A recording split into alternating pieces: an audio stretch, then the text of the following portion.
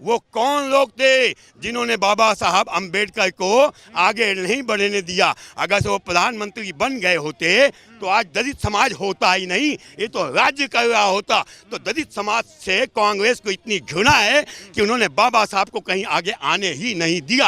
आज तो संसद में धक्का मुक्की भी कर दी राहुल गांधी ने बीजेपी सांसदों के साथ में। जब जब कांग्रेस मजबूत होती है ये देश विपदा में आती है। आप जो 99 सीट लेके जीत के आ गए हैं, इसलिए देश में परेशानी का माहौल खड़ा हो गया। जहाँ पे वो खेले थे उनकी यादगारें बनाई, कांग्रेस ने तो खुरच खुरच के उनकी खिंची हुई लाइन को छोटा किया, कभी भारत रत्न दिया। राहुल गांधी संविधान लेके घूमते हैं, हाथ में बोल रहे हैं मैं संविधान का रखवाला हूँ, और हत्या कर रही है संविधान की भाजपा। जिसके बाप का पता नहीं, जिसकी माँ का पता नहीं, जिसके धर्म का पता नहीं, जिसके देश का पता नहीं, जिसके नागरिकता का पता नहीं, वो सपना देख सकता है मेरे देश को कब्जा करने का, क्योंकि हिंदू धर्म बटा हुआ है। यही कांग्रेस सरकार थी ना जिसने 84 के अंदर मेरे मस्तक में सिखों का नरसंहार किया था।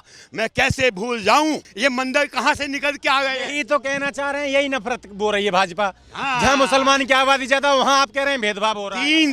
500 साल मस्जिद के लिए ये लड़े वहाँ तो ठीक है, और हम अपने मंदिर के लिए लड़े तो ठीक नहीं है। ये कौन सी कहाँ की कहानी लेके आ जाते हो आप? बाबा जी एक चीज बताओ। हाँ जी, देश में इतनी इंडस्ट्रियां लगती हैं, इतने कारखाने खुलते हैं, इतनी खुदाइयां चलती हैं, आज तक मूर्तियां ही निकलती हैं। कोई मस्जिद क्यों नहीं निकलती? जो मस्जिद थी नहीं तो निकलेगी कहाँ से? तो मंदिर क्यों?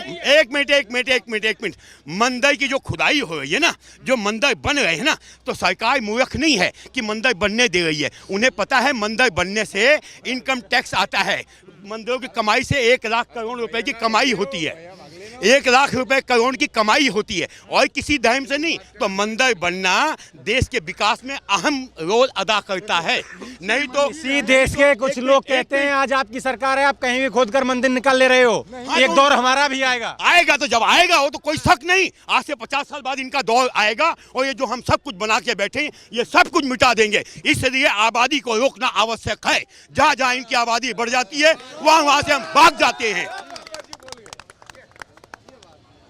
और कह रहे हैं कि इस देश में अब तुम्हारा दौर है, तानाशाही कर लो, एक दौर हमारा भी आएगा। इनका तानाशाह था, पेट में चाकू घुसेड़ के बच्चे निकाल के मार देते थे। इनका दौर था ना, अंग्रेजों का दौर था ना, हम गुलाम थे ना। अब हम आज़ाद हुए हैं तो हम अपनी बाप दादाओं की चीज़ तो ढूंढेंगे ना, कि मेरे बाप का मकान कौन था, मेरे बाप के मकान ज़मीन कौन सा था, किसने मेरे बाप को मारा था, किसने मेरी बहन की इज्जत, वो हम ढूंढेंगे ना प्रभु। ढूंढ ही रहे हैं, हम छीन नहीं रहे हैं। हम पता तो करें कि हमारे बाप पूर्वजों ने क्या क्या चीज़ बनाया था जो जमीन दोज हो गया, तो क्या हम उसे ढूंढ भी नहीं सकते? कह रहे हैं ना, यही तो नफरत की राजनीति कर रही है भाजपा, यही तो हिंदू मुस्लिम कर रही है, आपस में जहर घोल रही है। यानी कश्मीर से हम भाग गए तो हिंदू मुस्लिम नहीं हुआ, हम देश के कई हिस्सों से खत्म हो गए तो हिंदू मुस्लिम नहीं हुआ।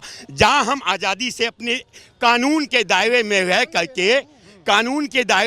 करके कानून की संरक्षण मांगते हुए कुछ मांगते तो गुनाह करते हैं। अरे भाई, हम पत्थर तो नहीं चला रहे, हम तो प्यार से कह रहे हैं प्रभु, कानून कोर्ट में जा रहे हैं कि अगर से हमारा होगा तो पहली बात तो कानून को ऐसा बांध दिया गया है कि 47 के बाद जो जैसी परिस्थिति थी वो वैसा ही रहेगा।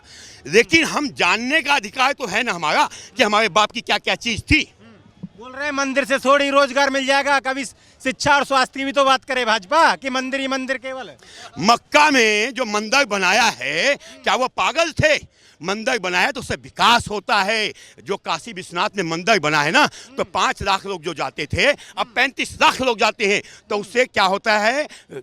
गवर्नमेंट की टिकटों की कमाई बढ़ जाती है, होटलों की कमाई बढ़ जाती है, रिक्शे वाले की कमाई बढ़ जाती है। तो 5000 लोग जो अमेरिका से आते हैं, यूरोप से आते हैं, जर्मनी से आते हैं, जापान से आते हैं, इस मंदिर में जो विदेशी लोग आते हैं, क्या वो पैसा नहीं खर्च करते? इससे बड़ा व्यापार क्या हो सकता है? अठन्नी हम खर्च नहीं कर सकते और बाहर से धन अर्जित हो जाता है। वो कह रहे हैं ना, मंदिर ही बनाना है तो पूरा देश बड़ा है, ज्ञानवापी पे ही मंदिर बनाओगे, उधर बाबरी तोड़ के मंदिर बनाओगे। But is this Babri? मेरे बाप का कोई मकान छीना हुआ था, मैंने दे दिया, कानून ने दे दिया, तो मैंने क्या किया भाई? मैंने पत्थर नहीं चलाया, कानून के दायरे में दिया है। बोल रहे सरकार है, कानून भी तुम्हारा है, सरकार भी तुम्हारी है, कुछ भी कर सकते हैं। भाई कांग्रेस की भी सरकार थी ना, सुनिए। ताला खुलवाया था ना कांग्रेस ने, ये भी कहती है कांग्रेस। तो बस कांग्रेस को जाकर मारो, उन्होंने ताला क्यों खुलवाया? उनसे जाके गाली बको। जो है ना हुकुम राज चलाता था। भाई इसी देश के अंदर आज हम सुन रहे हैं कि वो संविधान बाबा साहब अम्बेडकर, बाबा साहब, मेरा मन इतना घृणित हुआ कांग्रेस को सोच के। अबे वो कौन लोग थे जिन्होंने नेहरू जी की हत्या करवाई, उसमें कमीशन बैठा हो ना? वो कौन लोग थे जिन्होंने अंबेडकर साहब को जीतने नहीं दिया, उसमें कमीशन बैठा हो ना? वो कौन लोग थे जो नकली संविधान लेकर के कोरे कागज घूमते थे, उनमें कमीशन बैठा हो ना? वो कौन लोग थे जिन्होंने बाबा साहब अंबेडकर को आगे नहीं बढ़ने दिया? अगर से वो प्रधानमंत्री बन गए होते तो आज दलित समाज होता ही नहीं, ये तो राज्य कर रहा होता।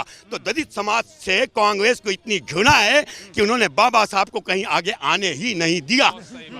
राहुल गांधी संविधान लेके घूमते हैं, हाथ में बोल रहे हैं मैं संविधान का रखवाला हूँ, और हत्या कर रही है संविधान की भाजपा। जिसके बाप का पता नहीं, जिसकी माँ का पता नहीं, जिसके धर्म का पता नहीं, जिसके देश का पता नहीं, जिसके नागरिकता का पता नहीं, वो सपना देख सकता है मेरे देश को कब्जा करने का, क्योंकि हिंदू धर्म बटा हुआ है। जिस दिन ये बटना बंद कर देगा उस दिन संसार पे एक छत्र इनका साम्राज्य होगा। वो कह रहे हैं कि अंबेडकर का अपमान नहीं सहेगा हिंदुस्तान आज संसद में। बिल्कुल बिल्कुल, अंबेडकर का अपमान नहीं सहेगा हिंदुस्तान। उसका अपमान किसने किया? इसी गृह मंत्री ने किया है।